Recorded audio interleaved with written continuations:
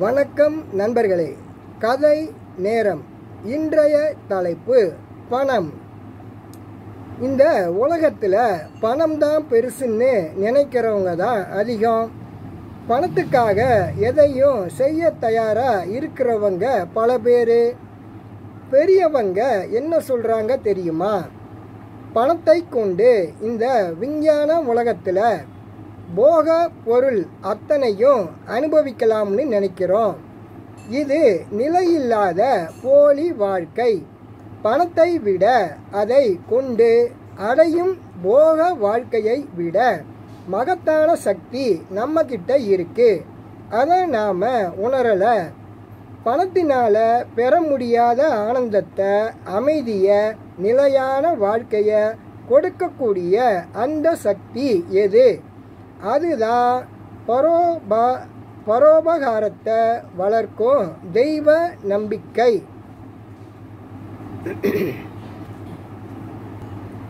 ஆன்ம நேய, ஒருமைப்பாட்டு, உரிமையுடன் கூடிய வாழ்க்கை, இவை தாம் உண்மையான செல்வங்கள். இதை மறந்துவிட வேண்டாம் அப்படின்னு பெரியவங்க சொல்லியிருக்காங்க. இருந்தாலும் அதை நாம் கேட்குறோமாங்கிறது வேற விஷயம். சர்ச்சில் ஒரு தரம் பிபிசி ஒளிபரப்பில் பேசுறதுக்கு போயிருக்காரு. அப்போது ஒரு டாக்ஸியை பேசிட்டு போயிருக்காரு. அவரை டாக்ஸி டிரைவரு நேரில் பார்த்ததே இல்லை. இவர் தான் சர்ச்சிலுங்கிறது அவருக்கு தெரியாது. வானொலி நிலையத்து வாசலில் கொண்டு போய் இறக்கி விட்டார். சர்ச்சில் இறங்கினார்.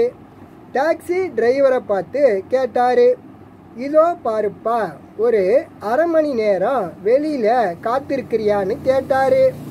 அதெல்லாம் முடியாதுங்க, ஒரு முக்கியமான வேலை இருக்குன்னாரு டாக்ஸி டிரைவரு. என்ன வேலைன்னு கேட்டார் இவர். சர்ச்சில் துரை ரேடியோவில் பேச போகிறாரு, அதை நான் போய் கேட்கணும்னாரு. அவர் சர்ச்சில் பார்த்தாரு. கொஞ்சம் பணத்தை எடுத்தார்.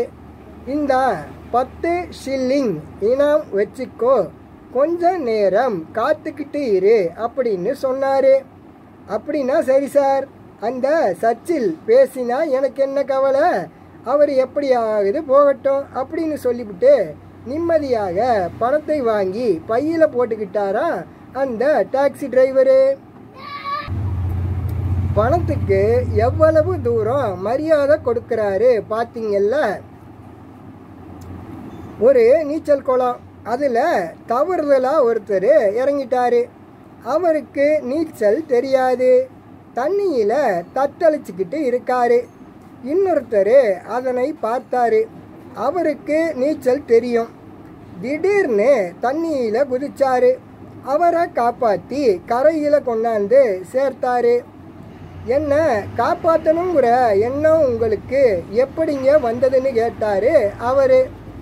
அதோ ஒரு அறிவிப்பு பலகை இருக்கு பாருங்க, அதை பார்த்துட்டு தான் நான் வந்ததுன்னு சொன்னார் இவர். அதில் என்ன எழுதியிருந்தது தெரியுமா? நீச்சல் தெரியாதவங்க தத்தளிக்கிறப்ப அவங்கள காப்பாற்றுறவங்களுக்கு அன்பளிப்பு 100 ரூபாய்ன்னு எழுதியிருந்தது. காப்பாற்றப்பட்டவர் சொன்னார், நானாக இருந்தால் காப்பாற்றுறதுக்கு இவ்வளவு அவசரப்பட்டிருக்க மாட்டேன், இன்னும் கொஞ்ச நேரம் காத்துக்கிட்டு இருப்பேன் அப்படின்னாரு. ஏன் அப்படின்னு கேட்டார் இவர். நீங்கள் அந்த அறிவிப்பு பலகையில் எழுதியிருக்கிறது பூராவையும் படிக்கலை போல இருக்கு. படிச்சிருந்தா என்ன காப்பாற்றுறதுக்கு இவ்வளவு அவசரப்பட்டிருக்க மாட்டீங்க அப்படின்னாரு. காப்பாற்றினவர் அறிவிப்பு பலகையை மறுபடியும் பார்த்தாரு. அதில் என்ன எழுதியிருந்தது தெரியுமா? நீச்சல் நீந்த தெரியாமல் தத்தளிக்கிறவங்களை காப்பாற்றி கரை சேர்க்கிறவங்களுக்கு 100 ரூபாய் அன்பளிப்பு. சடலத்தை வெளியே இழுத்து போடுறவங்களுக்கு 200 ரூபாய் அன்பளிப்புன்னு போட்டிருந்தது. சரியா போச்சு போங்க. வேறு கதையுடன் உங்களை சந்திக்கிறேன். நன்றி.